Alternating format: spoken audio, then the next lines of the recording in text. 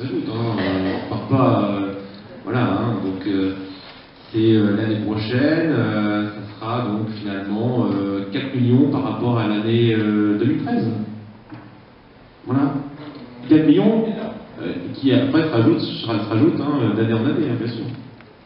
En clair, on est dans des chiffres énormes.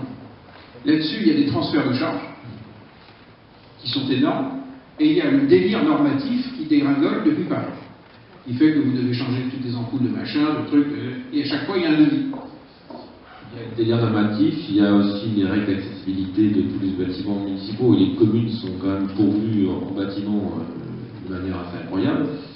Et puis juste pour quand même replacer dans le contexte, parce qu'ici on est quand même dans une ville, Chère-Aix-en, qui était marquée à un moment donné en 89 par un certain endettement, et qu'on paye toujours, parce que la dette continue quand même à être payée. Elle date de 89, et on commence l'année avec déjà près de 10 millions d'euros en moins sur le budget délesté pour payer capital et intérêt. Et par ailleurs, pour remettre les choses en perspective, quand cette année on perd 1,6 million par rapport à Charles-Alexandre, ici il y a une tradition, c'est ce qu'on appelle le quart d'heure charentais.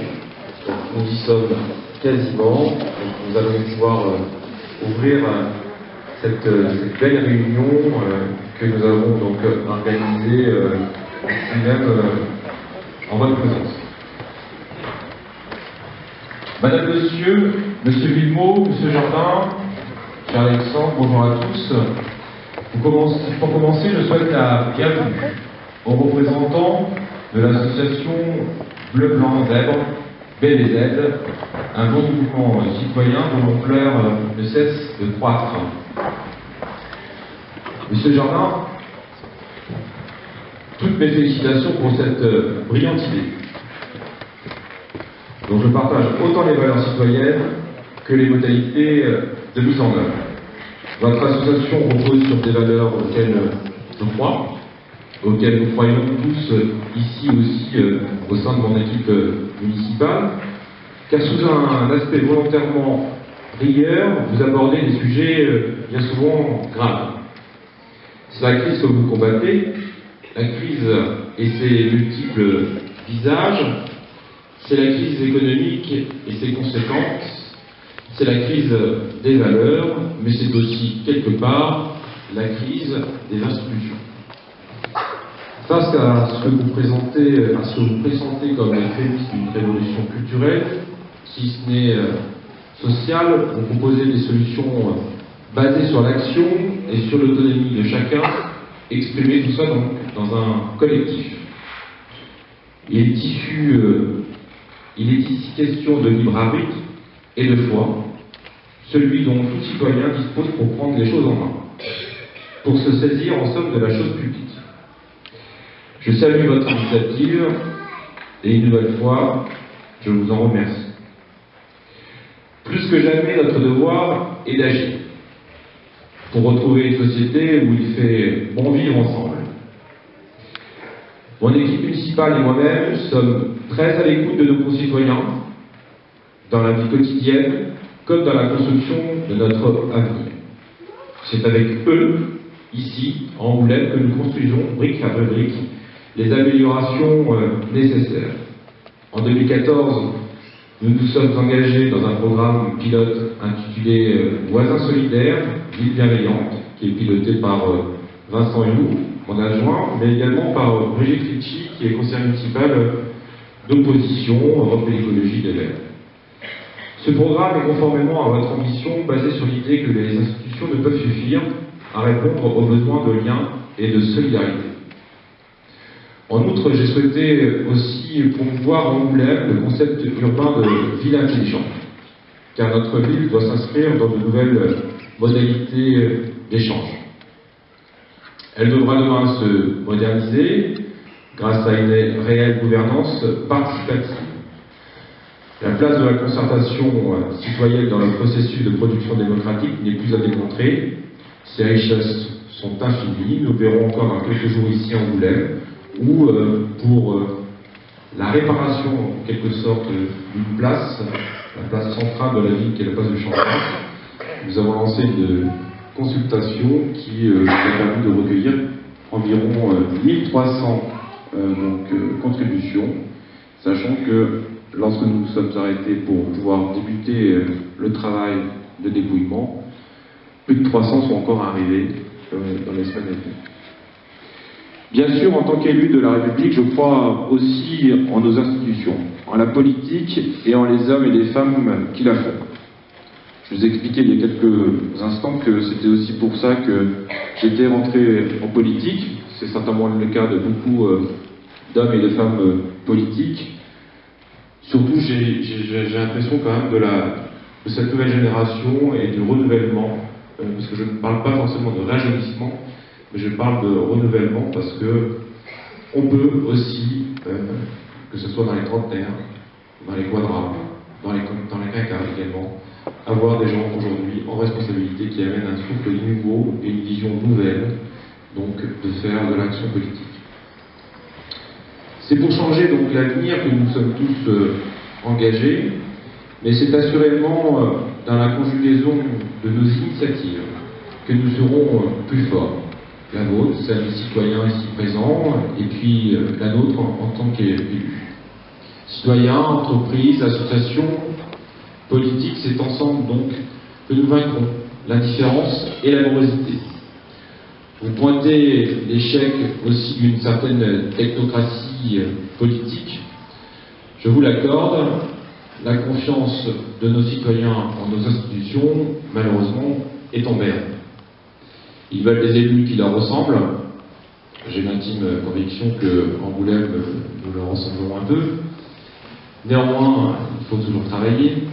Il faut parler aussi leur langage. Et il faut des élus qui échangent sans imposer. C'est aussi, là encore, en Angoulême, un de nos points forts, parce que notamment sur la rénovation d'un réseau de transport qui a fait beaucoup couler d'encre au moment des élections municipales, nous avons défendu l'idée que le projet n'était pas bon s'il n'était pas compris et soutenu par les citoyens.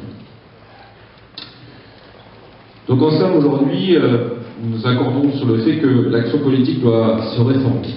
Elle doit se connecter sur le logiciel du XXIe siècle pour réinventer la démocratie. Comment est-ce possible ? Et surtout, n'est-il pas trop tard? Nos valeurs sont-elles en train de basculer dans l'histoire? À titre personnel, je n'en crois rien. Vos zèbres sont la preuve de leur actualité.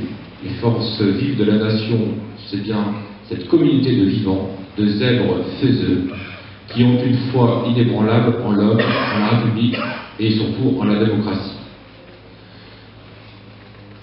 Qui n'ont pas oublié que l'histoire de France est jalonnée de preuves, d'ouverture, de tolérance et surtout d'humanisme. Moi qui ne suis qu'un humble zèbre, un zèbre qui doute souvent, un zèbre qui se trompe parfois, mais un zèbre qui entreprend toujours les choses avec passion, je vous le dis, Monsieur Jordan, cher Alexandre, merci. Grâce à l'énergie de votre initiative, j'en suis sûr, vos zèbres vont faire échec aux idées noires, toutes les idées noires, celles du Front National, noires et pacifistes, celles des désespérés, noires et défaitistes, celles de certains politiques parfois quelque peu illusionnistes. Merci encore à vous et à votre équipe. En joyeux zèbre que je suis déjà, je serai attentif à favoriser l'éclosion de tous les réveils citoyens. Désormais, comme l'indique le titre de votre livre, nous vous laissons faire puisque vous avez déjà commencé, mais sachez qu'en Angoulême, nous avons quand même quelque part commencé, parce qu'avant d'être élus, nous étions aussi des zèbres, et aujourd'hui nous sommes aussi des diseux, mais des diseux et des faiseux, et sachez qu'en Angoulême, tout ça a réellement commencé, et nous serons bien sûr à vos côtés. Merci, et surtout, cher Alexandre, Monsieur Guillemot, place au débat.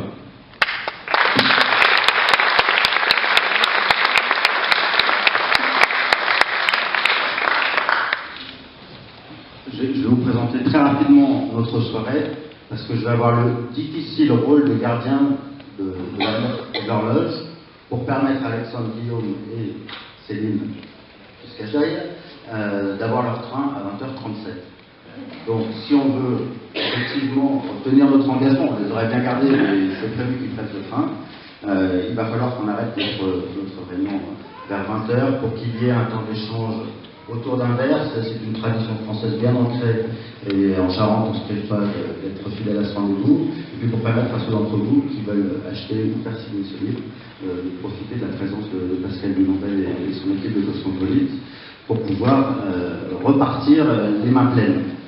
Jusqu'à 20h, je vais très rapidement passer la parole à Alexandre et Guillaume pour pouvoir nous dire un petit peu ce que c'est que cette démarche bizarre des zèbres.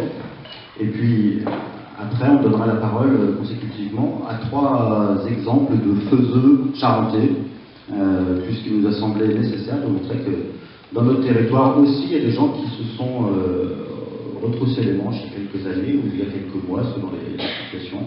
On leur demandera rapidement de nous dire quelle a été leur initiative, qu'est-ce qu'ils font, en quoi ce qui se fait ici peut être décliné en d'autres lieux, c'est déjà le cas pour certains d'entre eux. Et puis après, on aura un long temps de débat pour qu'on puisse vraiment faire en sorte qu'il y ait une bonne compréhension de ce qui se lance et de ce qu'on vous propose. Dernier mot, pour ce qui me concerne. Donc, du dernier mot, j'ai plein de choses à dire, mais bon, je vais essayer d'être concis pour revenir sur le programme Angoulême Ville Bienveillante, parce que je pense que c'est un moteur à 3 temps qui, je crois, correspond bien à la démarche des élèves. Qu'est-ce qu'on a essayé de faire dans ce programme que je pilote, que j'ai la chance de piloter avec Brigitte Ritchie? C'est de se dire, premier temps, il y a une étape qui est, ça va peut-être vous choquer, qui est nécessaire, c'est celle de l'indignation. Si on est tous à regarder le paysage national tel qu'il est, et qu'on n'est plus capable de s'indigner sur le fait qu'il y a des choses qui ne sont pas possibles, qu'on ne peut pas laisser perdurer, c'est qu'on est, avant l'heure, flétri, et qu'on n'a plus rien à faire. Donc le premier moteur, c'est celui de l'indignation, de regarder les choses en place et de se dire que ça n'est pas possible. Le deuxième moteur, c'est de se dire, les vieilles solutions technocratiques, ça n'est plus possible. Les choses qui descendent de Paris, ça ne suffit pas. Il faut qu'on se redresse les manches, on est bien capable de le faire. On va trouver des solutions pour franchir les lignes jaunes, pour sortir du cadre, mais parce qu'il y a une urgence et il y a un besoin. Dans le cas de ce qu'on fait en Angoulême, l'objectif c'est de se dire sortir du cadre, c'est qu'on ne va pas simplement miser sur les vieilles recettes de se dire on va donner des subventions pour que les gens s'engagent et des choses comme ça. Non, on va miser sur la bienveillance de nos concitoyens angoulemoisins en se disant que ça c'est un moteur fabuleux et qu'on mise sur ce moteur, sur la bienveillance de tout un chacun dans sa proximité, on est capable de faire des choses nouvelles et différentes. Et le troisième temps, le troisième moteur, c'est qu'on n'est pas là pour une gloriole personnelle, on n'est pas là pour capter un pouvoir, on est là pour partager un enthousiasme. Dans le livre d'Alexandre, on voit le mot joie à plein de reprises, ça choque en fait, on s'aperçoit qu'aujourd'hui, moi ça m'a choqué, on peut s'apercevoir qu'on est un pays qui a oublié de parler de la joie.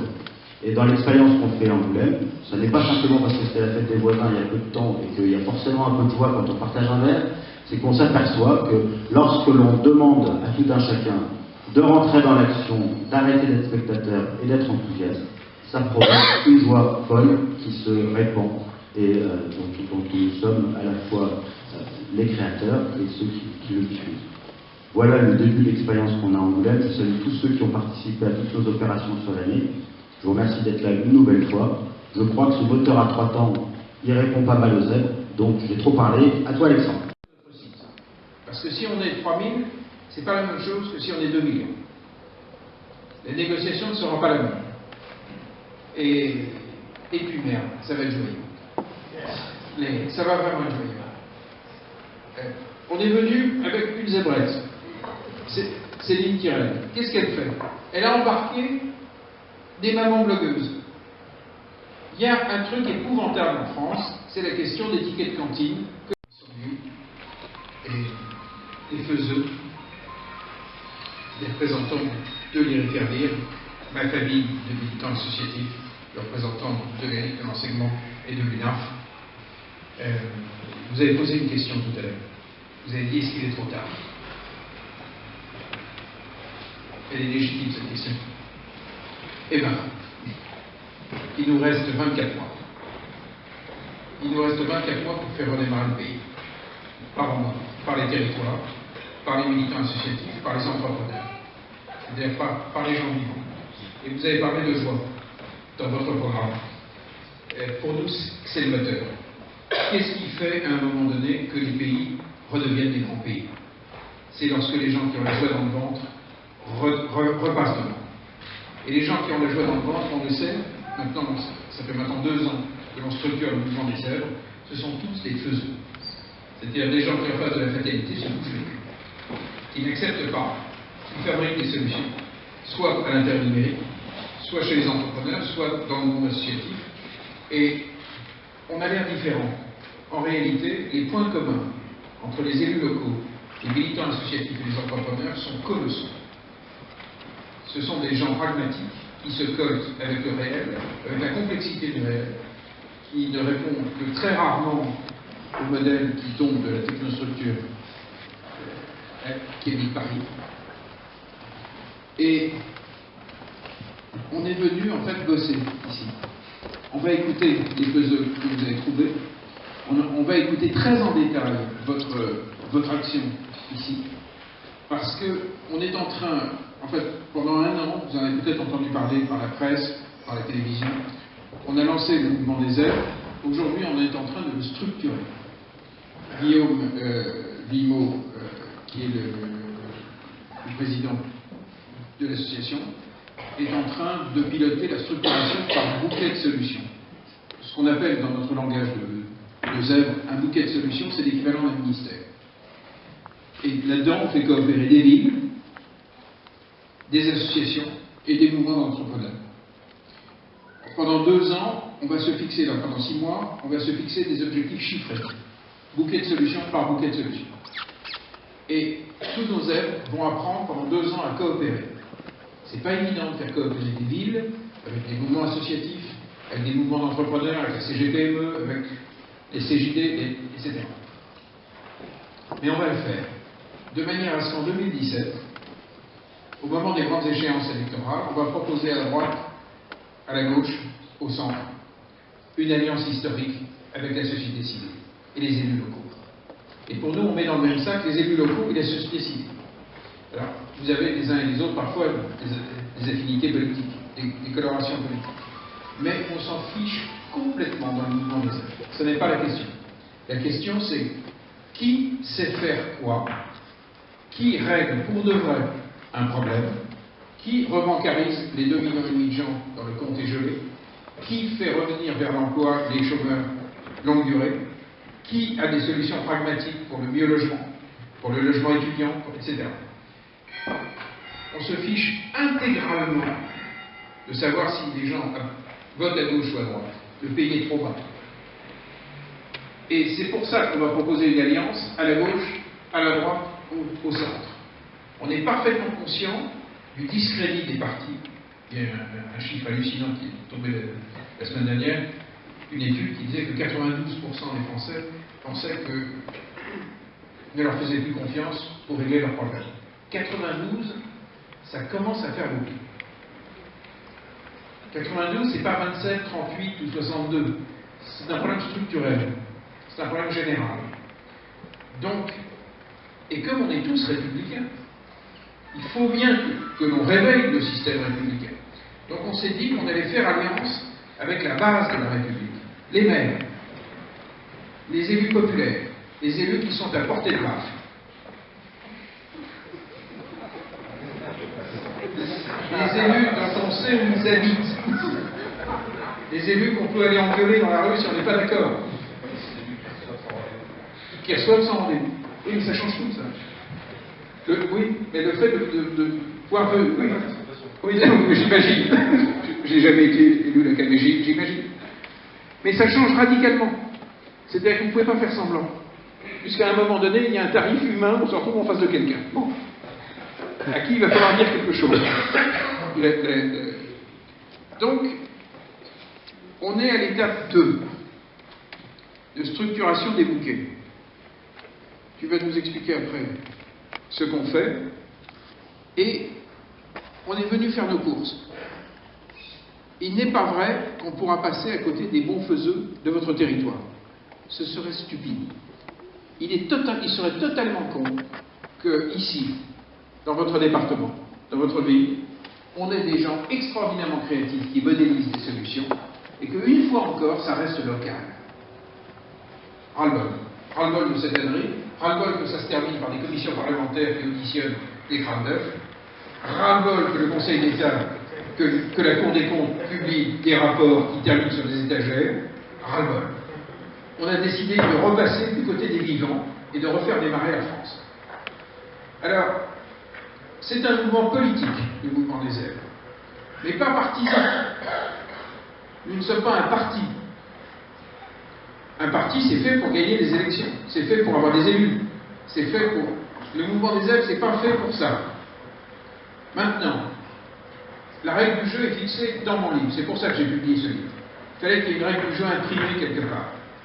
On va aller à la négociation en 2017. Vous vous souvenez de ce qu'a fait Hulot? Il avait proposé un pacte au parti. On va faire la même chose. Mais il va y avoir deux grosses variantes qui sont clairement expliquées dans mon livre. Premièrement, Hulot était monoproduit. Il ne parlait que d'écologie. Donc, il n'avait pas beaucoup de base sociale. Nous traitons tous les problèmes. Deuxièmement, Hulot disait au parti, signez, faites-le. Nous, on va dire, signez et laissez-nous faire. Parce qu'on aura les opérateurs. Parce qu'on aura les bouquets de solutions. Parce que nos bouquets de solutions, vous avez parlé de lire et faire lire, je ne connais pas les chiffres dans le département.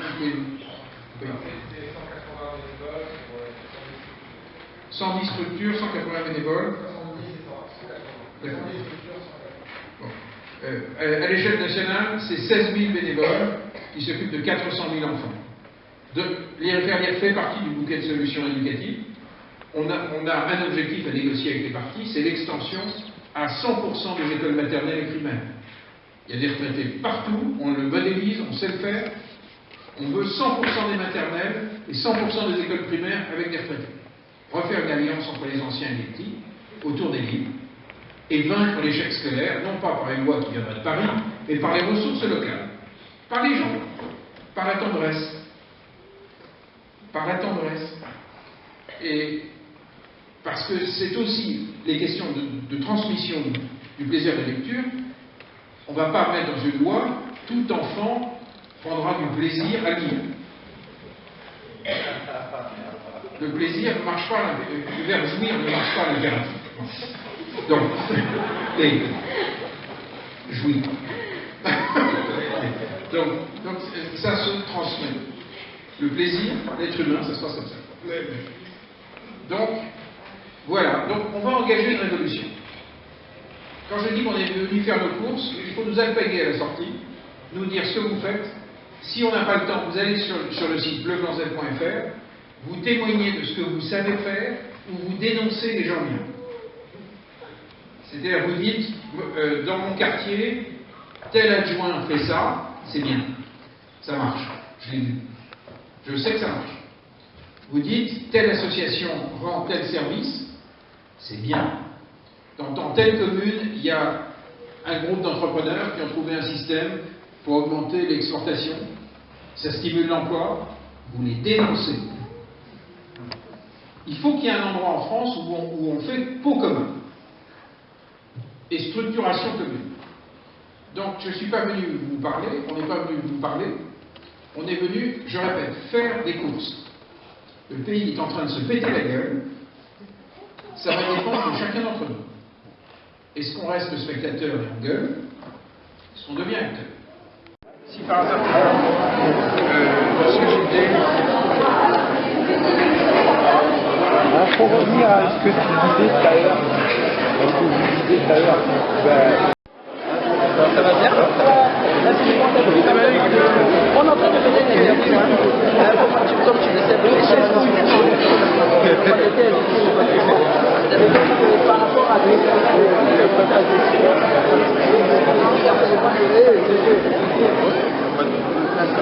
non, comme des chaises, on avait qui lancé un peu.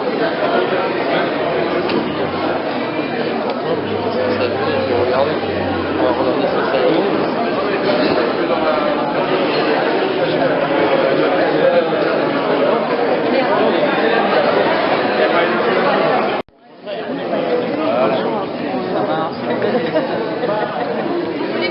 Il a mis.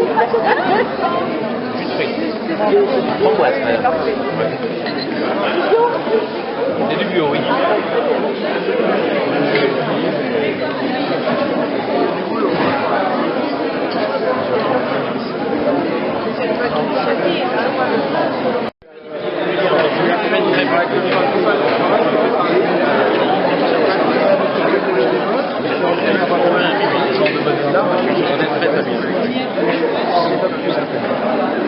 C'est vrai qu'aujourd'hui on reste très, on va dire, traitement et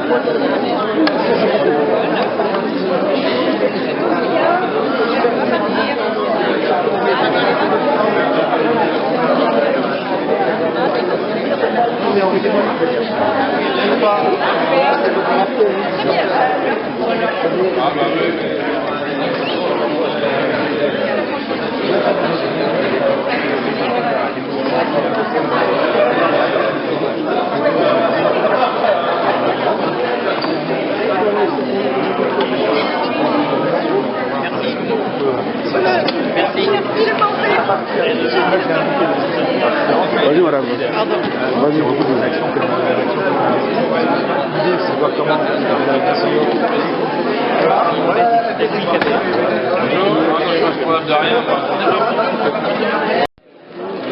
n'hésitez pas à filmer avant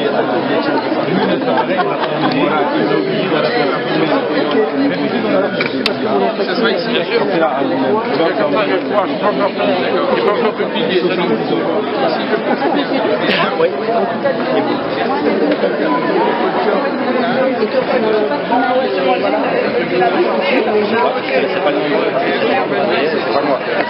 Allez, vas-y. Oui, parce que donc, j'ai commencé tout ça il y a très longtemps.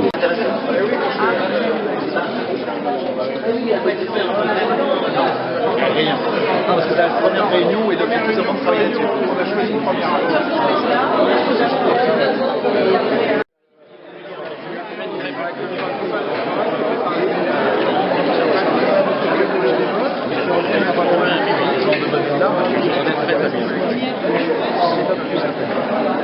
C'est vrai qu'aujourd'hui on est resté très, on va dire, traitement et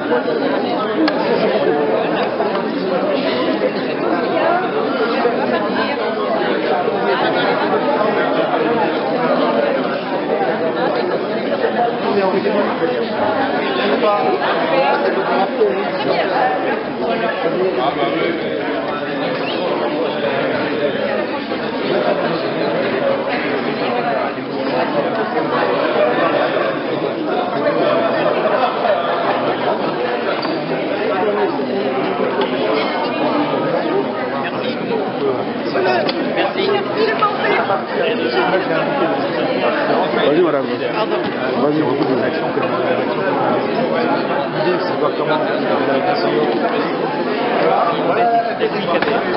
Non, je pense pas de rien.